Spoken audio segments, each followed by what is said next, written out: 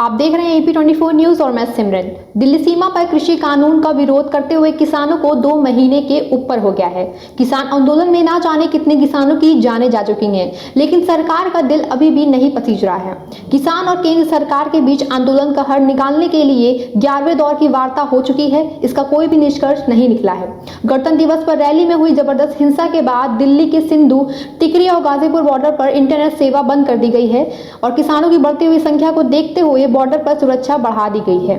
संयुक्त किसान मोर्चे ने किसान नेताओं और मोर्चे के ट्विटर अकाउंट को सस्पेंड करने की घटना को दुर्भाग्यपूर्ण बताया है। इसके साथ ही किसानों ने सरकार पर आरोप लगाते हुए कहा है, आंदोलन स्थल पर बिजली पानी काटा जा रहा है, शौचालय की संख्या कम की जा रही है और आवागमन के रास्ते बंद किए जा रहे हैं ताकि हम पर आंदोलन समाप्त करने के लिए दबाव बनाया जा सके। राकेश टिकैत की भावुक अपील के बाद गाजीपुर बॉर्डर पर किसानों की संख्या में भारी वृद्धि देखी गई है। गाजीपुर बॉर्डर पर काशीपुर, बुलंदशहर, हापुड़, शामली, मेरठ, मुजफ्फरनगर, बागपत, सहारनपुर आदि जिलों में भारी संख्या में किसान प्रदर्शन में शामिल होने के लिए पहुंचे हैं। धरना स्थल पर प्रतिदिन 10,000 से ज्यादा किसानों के लिए लंगर बन रहा है। किसानों की बढ़ती हुई वृद्धि तादाद को देखते हुए NH9 को पूरी तरह से बंद कर दिया गया है। संयुक्त किसान मोर्चे ने 6 फरवरी को 12 बजे से दोपहर 3 बजे तक चक्का जाम करने का ऐलान किया है। किसानों को बढ़ते हुए आक्रोश और भारतवासियों द्वारा उनको मिल रहे समर्थन को देखते हुए सरकार ने भी अपना रवैया और जटिल कर दिया है।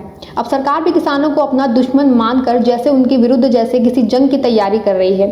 सरकार ने दिल्ली उत्तर प्रदेश की सीमा पर वाहनों की आवाजाही रोकने के लिए स्तरीय बैरिकेटर लगाए हैं। लोगों को पैदल चलने से रोकने के लिए कटीले तार बिछाए गए हैं। किसानों को पुलिस की तरफ से प्रदर्शन स्थल की जगह छोड़ने का आदेश दिया गया है। उपद्रवियों का सामना करने के लिए पुलिस को स्टील की लाठियां दी गई हैं। दिल्ली पुलिस की एक तस्वीर सामने आई है जिसमें भारी संख्या में पुलिस बल स्टील की लाठियां पकड़े दिखाई दे रही है, जिसके बाद विपक्ष की तरफ से काफी विरोध प्रदर्शन किया गया है। आज राज्यसभा में किसानों के मुद्दे पर चर्चा के लिए कांग्रेस समेत कई विपक्षी दलों द्वारा दाखिल किए गए नोटिस पर चर्चा की जानी थी, जिसमें सभापति एम वेंकैया नायडू ने विपक्षी दलों की इस मांग को खारिज करते हुए कहा, इस मुद्दे पर कल चर्चा की जाएगी। जिसके बाद विपक्षी ने सदन से वॉकआउट कर दिया है। थोड़ी देर बाद किसान के समर्थन में विपक्ष लौटा और जमकर नारेबाजी की। इसके बाद राज्यसभा की कार्यवाही को 3 बार स्थगित किया गया। नारेबाजी चलती रही और बैठक का समय आगे बढ़ता रहा, जिसकी सफाई में सरकार ने कहा इसके लिए सीनियर अफसरों से कोई भी अप्रूवल नहीं लिया गया था। स्टील की लाठियों के बारे में पता चला तो लाठियां वापस भेज दी गई। विपक्ष किसानों के समर्थन में खुलकर सामने आ रहा है। आंदोलन कर रहे किसानों की हौसला अफजाई और पूर्ण समर्थन देने के लिए शिवसेना के सांसद संजय राउत आज आंदोलन स्थल पर पहुंचे और कहा, सरकार अपने घमंड के चलते किसानों के साथ अन्याय कर रही है। किसान आंदोलन जिंदाबाद।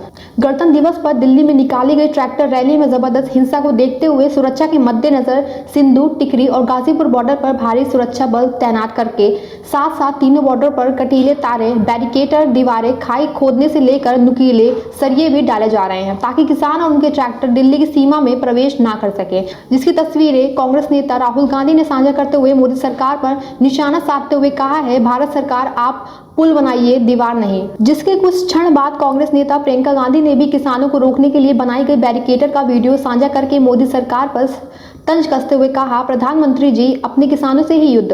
किसानों को रोकने के लिए लगाए गए बैरिकेटर को देखकर ऐसा प्रतीत हो रहा है जैसे ये दिल्ली की सीमा नहीं बल्कि भारत की सीमा हो और भारत अपने दुश्मनों देशों से लड़ने की तैयारी कर रहा है, जिसके लिए केंद्र सरकार ने जवानों को तैनात किया है।